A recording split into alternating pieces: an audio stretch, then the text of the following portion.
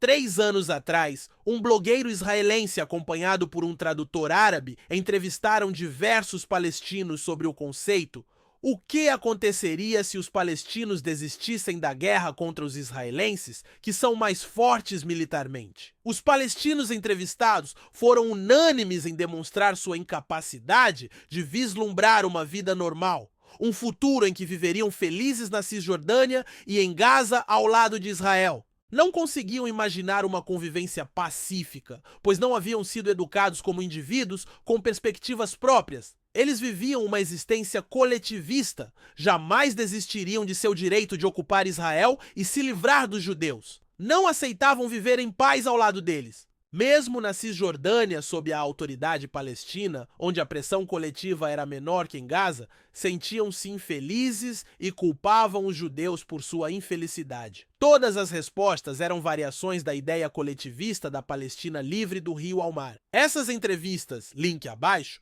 permanecem atuais, pois os palestinos não mudaram com as últimas derrotas. É essa petrificação mental de um povo que nunca aprende com seus erros que explica o massacre de 7 de outubro, sua celebração na Cisjordânia e em Gaza, e a recusa do Hamas em se render, preferindo sacrificar milhares de crianças e mulheres ao Moloque da guerra. Vivendo no sonho de um país eternamente roubado pelos judeus, lutam na esperança de que um dia o mundo reconheça sua luta e lhes dê Israel de presente, sem os judeus dentro dele, é claro. Foram doutrinados a pensar assim e quem discordar pode ser assassinado?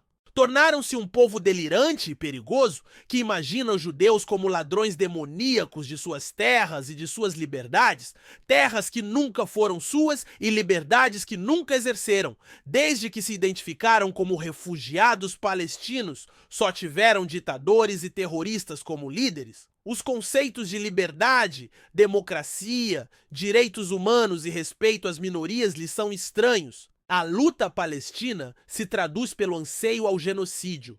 A liberdade que reclamam foi experimentada com verdadeiro gozo em 7 de outubro. É a liberdade de invadir Israel e matar judeus à vontade. As terras que clamam serem suas pertenciam a impérios coloniais. O Império Romano, o Império Otomano, o Império Britânico. Ironicamente, foram os judeus que eles acusam de ocupá-los e colonizá-los quem descolonizou a Palestina ao provocar na ONU a criação de 2 estados independentes, um árabe e outro judeu. Os judeus assumiram seu estado e seus cidadãos construíram um país de primeiro mundo, ressuscitando sua língua morta, que prosperou numa rica literatura, num vibrante cinema, em arte e vida. Os palestinos rejeitaram seu estado e assumiram o papel de refugiados, cultuando a Shahada, a morte em nome de Alá. Desde então, só acumulam derrotas jamais assumidas, gerando muitos filhos para serem mortos no sacrifício sagrado, edificando cidades provisórias como esboços de um país a serem apagados pelos bombardeios israelenses. E após cada derrota, choram seus mortos e suas ruínas como uma espécie de vitória. Agora o mundo vai abraçar nossa causa. Agora os judeus vão sumir do mapa. Se aceitassem suas derrotas, perderiam suas identidades. Teriam de encarar a existência como um projeto individual e não como um destino coletivo.